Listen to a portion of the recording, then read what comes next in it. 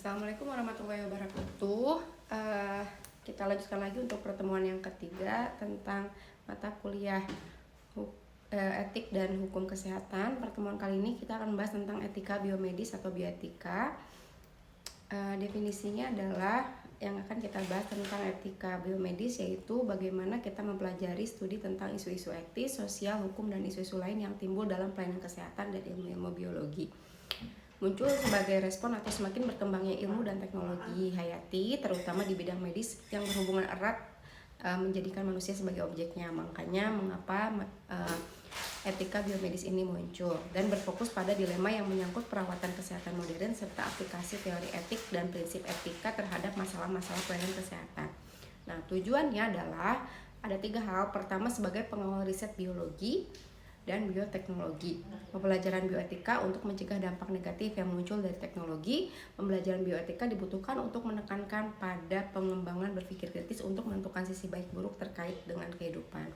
Nah, jadi pengertian dari etika biomedis adalah cabang etika yang mempelajari prinsip-prinsip moral dan nilai-nilai yang berlaku dalam bidang biomedis, termasuk kedokteran, farmasi, bioteknologi, dan penelitian biomedis.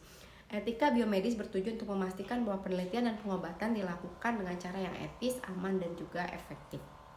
Nah, etika biomedis di Indonesia itu tujuannya juga untuk memberikan pedoman umum etika bagi pengelola dan pengguna sumber daya hayati dalam rangka menjaga keanekaragaman dan pemanfaatan secara berkelanjutan. Jadi maksudnya dalam perkembangan dunia medis pasti kita melakukan penelitian gitu ya, dan itu sangat berdampak kepada sumber daya hayati dalam rangka menjaga keanekaragaman yang ada. Jadi bagaimana bioetika ini memberikan batas-batas bagaimana kita gitu ya di dunia medis bisa melakukan pemanfaatan terhadap eksplorasi hayati yang ada di lingkungan sekitar kita.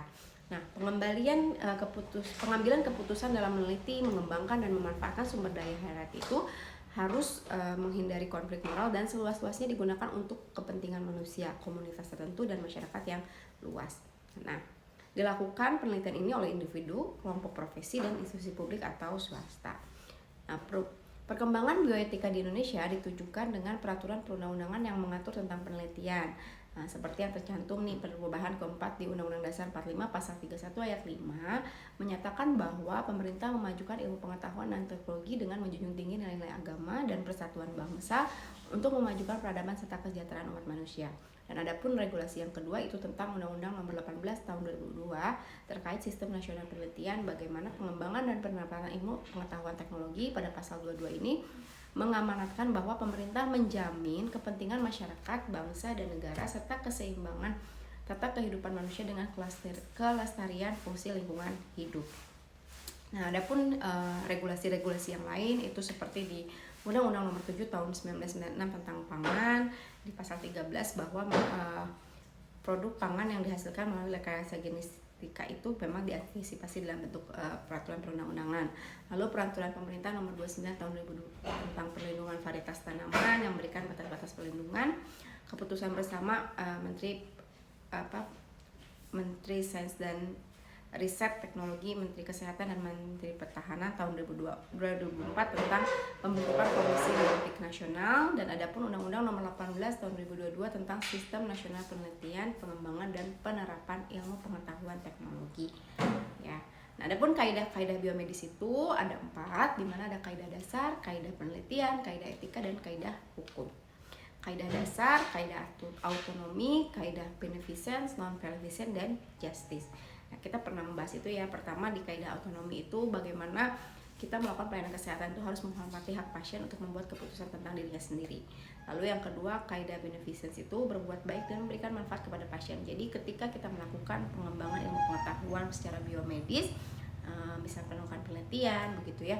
Nah, itu diniatkan di dalam diri kita adalah untuk kemajuan atau perbaikan dalam sistem pelayanan kesehatan secara nasional yang memang memberikan dampak seluas-luasnya bagi masyarakat. Nah, artinya untuk berbuat kebaikan dan memberikan manfaat kepada pasien itu sendiri.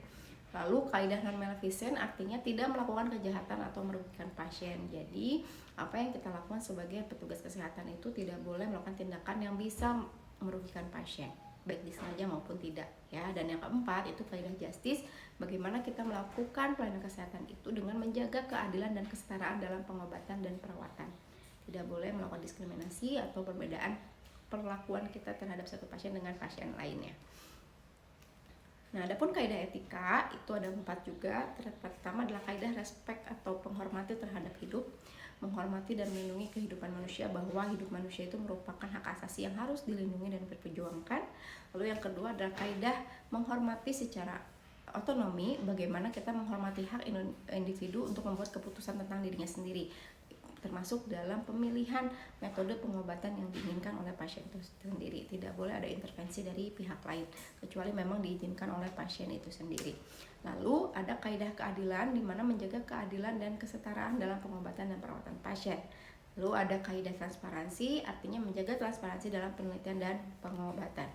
Adapun kaidah hukum itu ada 3, kaidah hukum kesehatan, kaidah hukum penelitian, dan kaidah hukum etika. Kaidah hukum kesehatan mengikuti hukum dan peraturan yang berlaku dalam bidang kesehatan. Kaidah hukum penelitian mengikuti hukum dan peraturan yang berlaku dalam penelitian. Dan kaidah hukum etika itu mengikuti hukum dan peraturan yang berlaku dalam bidang etika. Nah, itu adalah beberapa hal yang kita harus concern terkait bioetika atau